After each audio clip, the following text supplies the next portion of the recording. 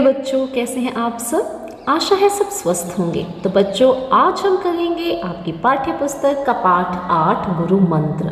हम इसके मौखिक प्रश्न, लिखित प्रश्न और अभ्यास कार्य करेंगे। तो बच्चों, हमारा मौखिक प्रश्न है। प्रश्न 1, निम्नलिखित प्रश्नों के उत्तर दीजिए। प्रश्न क है, गुरुजी जमींदार के घर क्यों रुके। गुरुजी जमींदार के घर क्यों रुके। उत्तर है, एक बार गुरु गोविंद सिंह जी पटना जा रहे थे, इसलिए वे रास्ते में कुछ समय के लिए जमींदार के घर रुके। एक बार गुरु गोविंद सिंह जी पटना जा रहे थे, इसलिए वे रास्ते में कुछ समय के लिए जमींदार के घर रुके। प्रश्न ख, जमींदार ने अपने बेटे से ही पानी लाने को क्यों कहा। जमींदार ने अपने बेटे से ही पानी लाने को क्यों कहा। जमींदार ने अपने बेटे से ही पानी लाने को कहा क्योंकि गुरु की सेवा का अवसर बड़े भाग्य से मिलता है। जमींदार ने अपने बेटे से ही पानी लाने को कहा क्योंकि गुरु की सेवा का अवसर बड़े भाग्य से मिलता है। प्रश्न ग है, जमींदार के बेटे की आंखें क्यों भर आईं। प्रश्न दोहराते हुए, जमींदार के बेटे की आंखें क्यों भर आईं। उत्तर है, जमींदार के बेटे की आंखें भर आईं क्योंकि गुरुजी ने उसके हाथ से पानी पीने से मना कर दिया। गुरुजी ने कहा कि जब तुम हाथों को दूसरों की सेवा से पवित्र कर लोगे, तब मैं अवश्य तुम्हारे हाथ से जल ग्रहण करूंगा। जमींदार के बेटे की आंखें भर आईं क्योंकि गुरुजी ने उसके हाथ से पानी पीने से मना कर दिया। गुरुजी ने कहा कि जब तुम हाथों को दूसरों की सेवा से पवित्र कर लोगे, तब मैं अवश्य तुम्हारे हाथ से जल ग्रहण करूंगा। प्रश्न घ, जमींदार के बेटे को कौन सा गुरु मंत्र मिल गया था। जमींदार के बेटे को कौन सा गुरु मंत्र मिल गया था। उत्तर है, जमींदार के बेटे को जीवन भर दूसरों की सेवा करने का गुरु मंत्र मिल गया था। जमींदार के बेटे को जीवन भर दूसरों की सेवा करने का गुरु मंत्र मिल गया था। मौखिक प्रश्न का प्रश्न 2 है, सोचो और बताओ। प्रश्न क है, इस कहानी का नाम गुरु मंत्र क्यों रखा गया। इस कहानी का नाम गुरु मंत्र क्यों रखा गया। उत्तर है, इस कहानी का नाम गुरु मंत्र इसलिए रखा गया क्योंकि इस कहानी में गुरुजी के द्वारा जमींदार के बेटे को जीवन भर दूसरों की सेवा करने का गुरु मंत्र मिल गया था।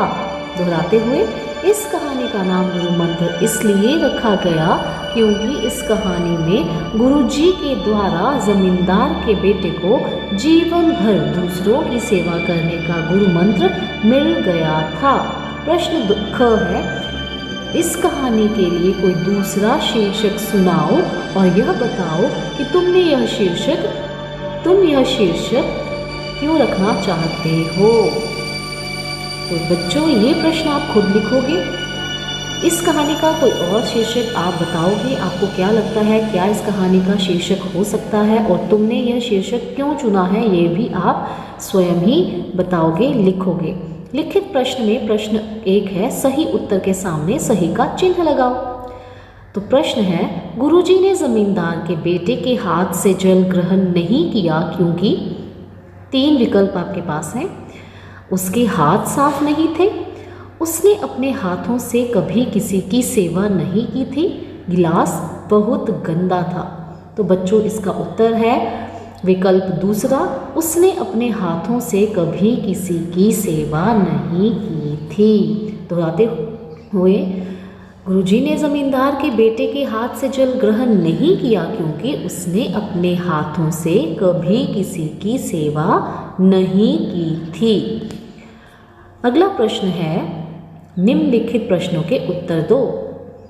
प्रश्न क, जमींदार की खुशी का ठिकाना ना था क्यों।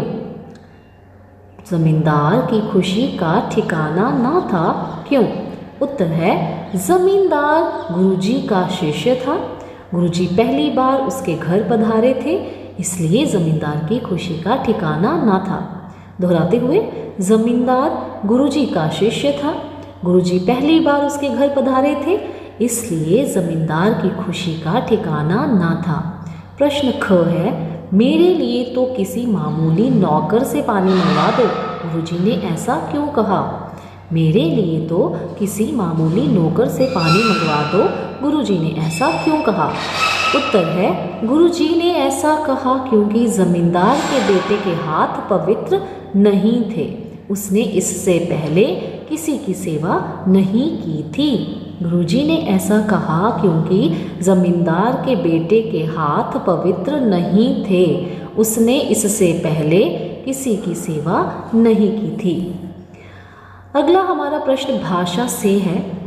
सही जोड़े बनाकर लिखो। तो बच्चों यहाँ पर आपको शब्द मिलेंगे सेवा, पालन, किस्से, मान, जान, और इनका जोड़ा बनाना है इन शब्दों में से सम्मान, पहचान, पोषण, सत्कार, कहानी।